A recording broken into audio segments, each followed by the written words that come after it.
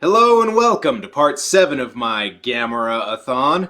Today we're going to look at the penultimate film in the original series, Gamera vs. Zigra. This one's considered something of a black sheep in the original series, and by that I mean it's one of several black sheep in this series. For starters, this one has a lower IMDb rating than the other ones I've done so far. It's also the first Gamera movie not to get a theatrical release in North America, instead debuting on home video in 1987 when it was given a release by Sandy Frank. Although I think most people probably first saw it when it was featured on Mystery Science Theater 3000. Gamera is good.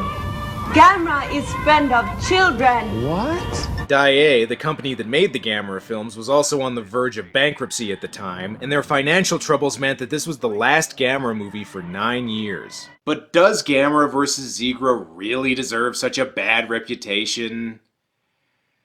Yeah, you can probably already guess the answer to that. Anyway, the movie opens on a deleted scene from Space 1999 where we get some narration over a moon base. Man's most cherished dream was to fly to the moon. And in the latter half of the 20th century, that age-old dream suddenly became a reality, inaugurating the extraordinary age of cosmic exploration. A time when people actually thought landing on the moon would lead to something more than just some guys practicing their golf game. But that first great leap for mankind soon became an alarming danger for mankind. Yeah, Neil Armstrong didn't mention that part, did he? So it's not long before we see the movie's antagonist, Zigra, who's in a spaceship that looks like the world's fanciest bowl of Skittles. And it's bad enough that these aliens are trying to invade the Earth, but do they have to wreck all our toys too? So after that opening, we go to where the real action is, SeaWorld?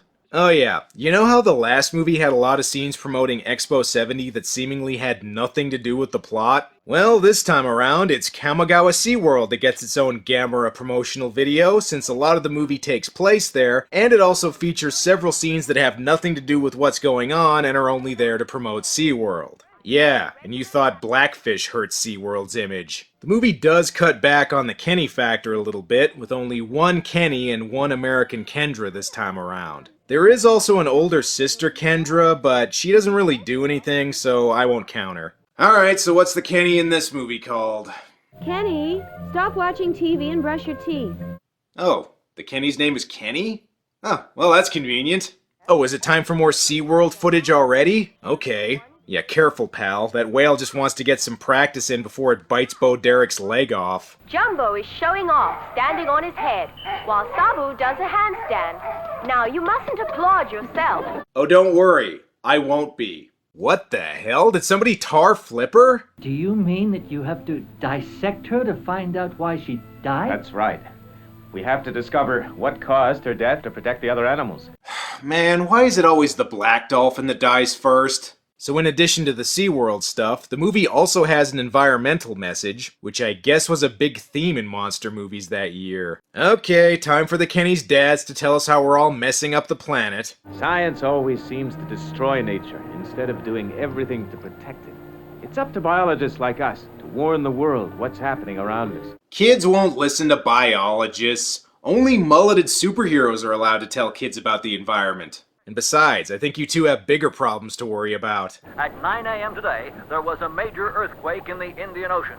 10,000 people died and hundreds of thousands were injured. Oh my god, that's horrible. This is huge news. A force of magnitude 16 and on opposite sides of the Earth, too. Incredible, isn't it? Very strange. You know, considering you just heard about tens of thousands of people getting killed, you're taking this pretty well. Time for a little snack. Okay. Nothing like a little PB&J to make you forget about one of the worst natural disasters in human history. But oh man, no snacks. Talk about a real disaster. Papa, I don't feel well. I think I ate too much. Scratch that. The real disaster is that the Kennys are here. Zigra's spaceship appears, so let's see how these guys react to an alien invasion. What do you think it is? You know, the waters are deep there, and it's the dolphins' favorite spot. It'd be tragic if they got hurt. And you just saw a UFO. I know the environment's important, but you might want to report that. Investigating a downed UFO is potentially very dangerous, so of course they bring the kids along. Gamera also shows up, which means I can count on the Kennys loudly saying his name over and over. Gamera here! I don't don't like monsters. Hey, I like monsters. I'm just not the biggest Gamera fan, that's all. Also, it looks like Zigra just disintegrated the Kennys, so as far as I'm concerned, he's the hero of this movie. Okay, they just get teleported into Zigra's ship, but if he did disintegrate them, that would make him the hero in my book. Welcome to the Zigra star spaceship. Zegra star spaceship? That's ridiculous. Okay, again, aliens have visited Earth twice in this series already. Why the hell do people keep forgetting aliens are a thing in these movies? Oh well, maybe Japanese Barbarella here can convince them. The distance between our planet and Earth is 400 light years. I don't believe it. Why, even if you could travel with the speed of light, it would take you 400 years to get here. Yes, that is how light years work. Thanks. Alien Lady says they're from the planet Zigra, and... wait, so is Zigra the name of the monster, or the name of the planet? Screw it, I'll just call them both Zigra. And why the hell did she teleport them aboard the ship anyway? Zigrans have attained the highest culture ever known. And we want you to tell the world about all our great achievements in science. Here's an idea. You could just show everybody your amazing science. I mean, you've got a spaceship and everything. People would probably believe that more than a couple kids and two schmucks with a boat. I'm just saying. And bullshit, you're advanced. You can't even broadcast a decent picture. I'll prove to you the strength of our great science. I shall cause the greatest earthquake the world has ever witnessed. All Tokyo will be annihilated in a minute. Okay, let me get this straight. You want these two to tell the world about your incredible science, so you cause a devastating earthquake to prove to them that your science is advanced, so that they can tell the world about it? I think you might be going about this a little backwards. It'll be the greatest earthquake. Magnitude 18, no less. What's magnitude mean? It's the force of the earthquake. You see, they calculate the shock waves. Dude, she just said she's gonna destroy Tokyo with an earthquake. I think the science lesson can wait. Also, it looks like they just sent one person to try and conquer the Earth, so just tackle her or something. Or fine, just stand there and watch. This is a famous hotel in the center of the city. Whatever, it's just the Trump Tower. No big loss. And take a good look, people, because this is about all the city destruction we're gonna see in this movie. Why the hell is she doing this anyway? We used to live in the sea, but your Earth science polluted the water, and we could no longer live there. Wait a second, Earth science? Are they saying they're originally from Earth? If so, widespread pollution's a pretty recent thing historically speaking, so how long ago did they leave? We found an ideal planet sufficient for all our needs. It is your Earth, but even your seas and oceans are becoming polluted. Okay, that makes it sound like they aren't from Earth, but she said Earth science messed up their planet, so are they saying we went to their planet and messed it up? Makes sense, lady! She puts the adults to sleep. Too bad she can't move any faster than speed walking. Also, touching a spinning molecule thingy freezes her because science. And if you don't want people escaping, maybe you should make the controls to your ship more sophisticated than a Simon game. Follow those children and kill them. Okay, I'm just gonna say it again. I think Zigra's the hero of this movie. They know too much about us and this spaceship and our secret plans to conquer the Earth. Yeah, they know all that because you just told them, dumbass! But I guess there's even more of Zigra's plan he needs to talk about. On Earth, the people live on land and eat the things living in the sea. We live in the sea and eat things living on land. My god, he's gonna turn the people of Japan into sushi! How fiendishly ironic! That'll have to wait, though. Zigra's got kids to murder. Look, it's heading right at us! I will give the movie this. The effects are more convincing than in Jaws 3D. Gamera comes in to rescue the children, although it really looks like he could use some Visine. Seriously, was he up all night doing coke or something? I don't know if he should be trusted with these kids. For starters, he doesn't even take them home. He just drops them off in the middle of nowhere. Gamera, thank you! I hope to see you very soon! Yeah, you're already acting as if Gamera was all yours. Now, kids, you can argue over who gets to fuck Gamera later. Right now, there's more important things to think about. The kids may be lost, but maybe this random character from a Terry Gilliam film can help them out. I've got it. When we left the spaceship, we must have gone into another time period. Can that happen? I would say that's ridiculous, but considering they just escaped from an alien shark monster in a flying Skittles spaceship... Yeah, maybe they did travel through time. I don't know. Excuse me, sir. Would you please tell us what year this is? It's the year 1985, of course. Your clothes don't look like the clothes people wear in 1985. I'll say. Where's his Miami Vice jacket? The old man tells them they're near SeaWorld, so I guess they're in their own time after all. So wait, that means the whole movie takes place in 1985 then? Well, forget this guy. How come no one else in this movie is dressed like it's 1985? We're half an hour in and I haven't seen one leg warmer. The Kenny's dads are still in a hypno coma from earlier, so it looks like the army will have to question the kids. Tell us about the Zigra creatures. They're just like us. They have 2 hands and feet and speak our language.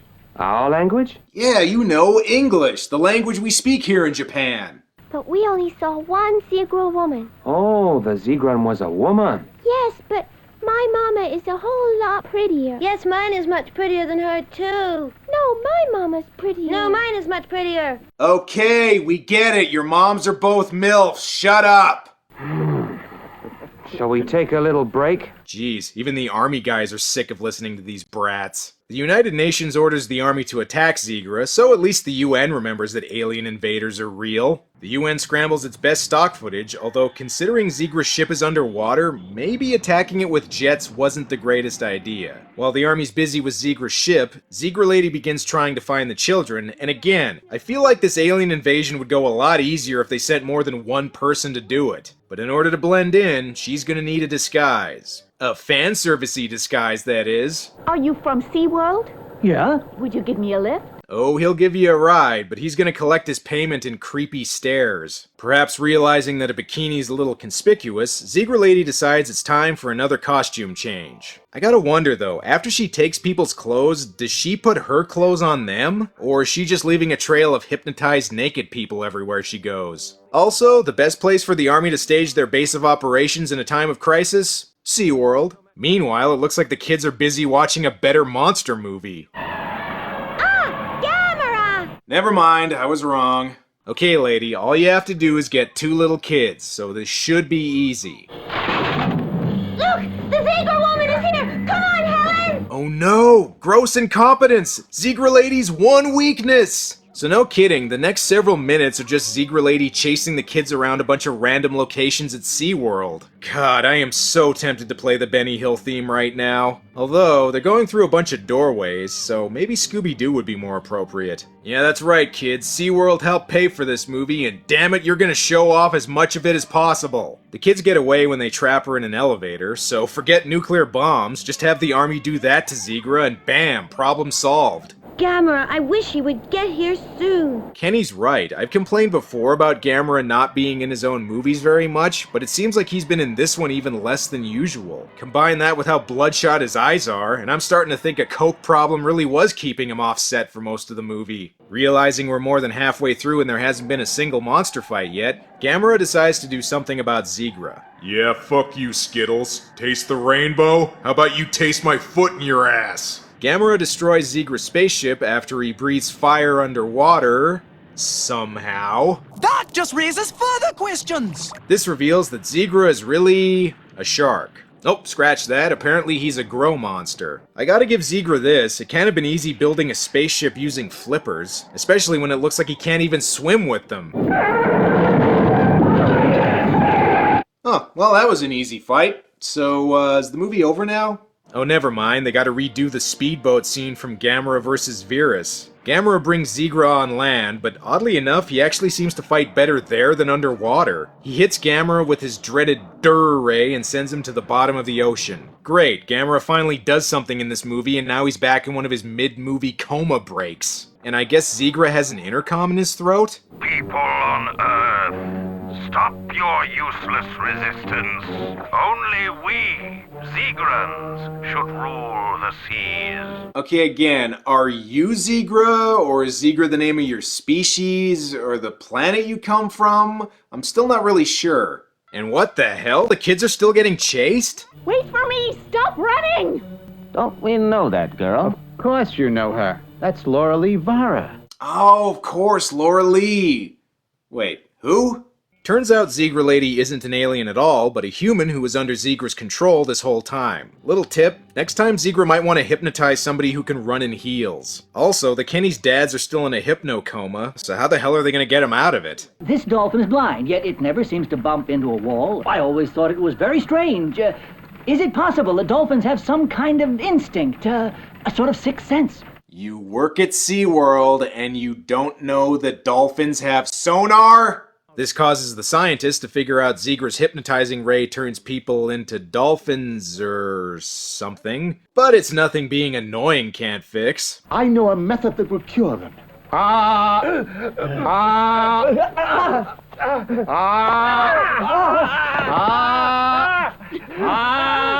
Okay, I think they're cured. Enough. Want to hear the most annoying sound in the world?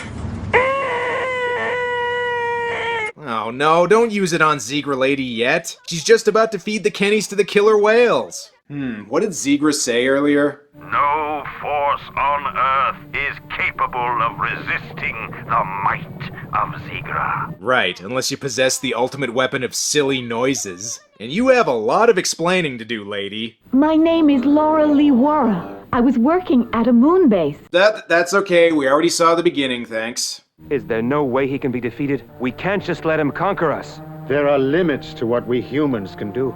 Yes, that's true. Wow, nice to know you're not giving up without a fight. I guess it's up to Kenny to offer a solution. Gamera is clever. He can do things that no one else can. Gamera is strong. He can defeat Zigra. Gamera flying and breathing fire has nothing to do with being clever, kid. Just like you suggesting he should fight the monster also has nothing to do with being clever. I know that it sounds unlikely, only Gamera may still be alive down there. Of course he's still alive. He dies and gets resurrected more times than an X-Men character. The Kenny's dads go down in a bathysphere to see if he's still alive. Let's hope bringing him back this time doesn't involve giving him a monster abortion like in the last movie. And speaking of things that should have been aborted... What are you doing here? How did you brats get in here? Man, even their dads are getting sick of their shit. Which is totally understandable. They try resurrecting Gamera with sonar, but Zigra shows up and cuts the cable. This is looking a lot like the beginning to Latitude Zero. Hopefully that doesn't mean this video will get taken off YouTube. Bathoscope here. Come in, please. We hear you. Come in. Bathoscope here. Can you hear us? Yes, we hear you. Can you hear us, Commander? You really want to stretch this thing to 90 minutes, don't you, movie? And take note, kids, whenever there's an electrical problem, just splash water on it. That'll fix it. Now you just need to take care of Zigra. A light! Okay. Zigra's blinded by the light. Ah, so Zigra's weakness is light, even though he seemed fine when he was on land earlier in the movie. Whatever, Gamera used to have a weakness to cold. I don't really expect these movies to be consistent when it comes to weaknesses. If you do not surrender, I will destroy the bathoscope. We'll surrender to Zigra at once. We're not gonna let you die. Instead, we're gonna let Zigra take over the world and use us as food so you can die that way. We cannot defeat you. Our weapons are too weak. If all it takes to defeat Zigra is a light bulb, I think you got this. Oh well, they should be fine as long as they don't turn the light off and— Oh, you fucking idiots! No, even if you surrender, mankind will become its food. You mustn't trust Zigra. What? You mean the alien shark monster that wants to take over the world and use people as food is untrustworthy? We should have known. Seriously, they really should have known that. Raise the voltage, right? It's working. I knew it. Of course you knew it would work. You were just doing it a second ago. How come no one in these movies has any short-term memory? However, the light proves to be less effective when Zigra remembers he has powers. Realizing he should probably be in a movie that has his name on it, Gamera decides to wake up from his coma and confronts Zigra, who is now taking a nap? Christ, even the monsters are having trouble staying awake for this movie. Get the fuck up! Now that Zigra's awake again, this leads to an epic scene where Zigra goes back to sleep. Okay, I guess Zigra's real weakness is that he's not a morning person. Gamera rescues the bathysphere, but for God's sake, will somebody get him some eye drops? Man, did all that swimming give him pink eye or something? But uh-oh, looks like they're too late. They're dead, but not by suffocation. The ray stopped cellular activity.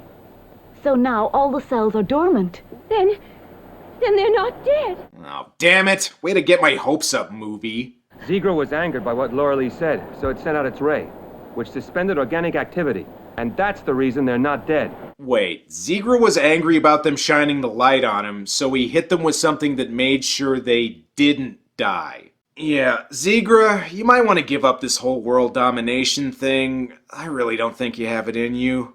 And come on, there's less than 10 minutes left. Are you two gonna have your final battle or what? We've seen before that other monsters bleed grape juice, and now we learn the Gamera apparently bleeds Pert Plus. Oh well, wouldn't be a Gamera movie without some gratuitous monster gore. You know, for the kids. Careful, Gamera! If Zigra hits you with his ray, you won't be able to die! Gamera finally figures out that fighting a fish monster underwater isn't the best idea, so he decides to fight him on land.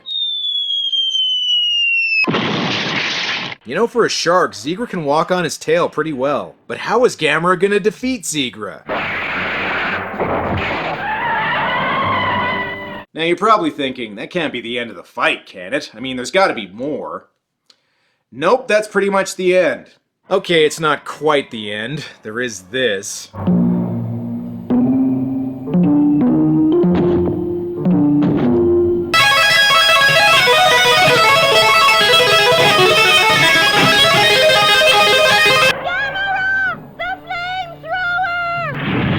After this, McDonald's Japan was supplied with enough Filet-O-Fish meat for the next 5 years. Well, it's nice that Gamera defeated Zegra, but what's the real message to take away from this movie? The seas and the oceans are among the most precious possessions that we have on Earth. But all this pollution can threaten man's very existence. Gamera taught us that lesson. No, he didn't. I mentioned earlier that this one's considered something of a black sheep in the Gamera series, and I can kinda see why. I mean, sure, on the one hand it follows pretty much the same formula as all the other movies in the series, but Gamera seems to be in it even less than normal. Instead, they pad out the movie's runtime with scenes like Zigra Lady chasing the Kennys around, and what fight scenes they do have are brief and lackluster compared to the others in the series. Not to mention that the English dub for this movie contains possibly the most insufferable Kenny in the series yet.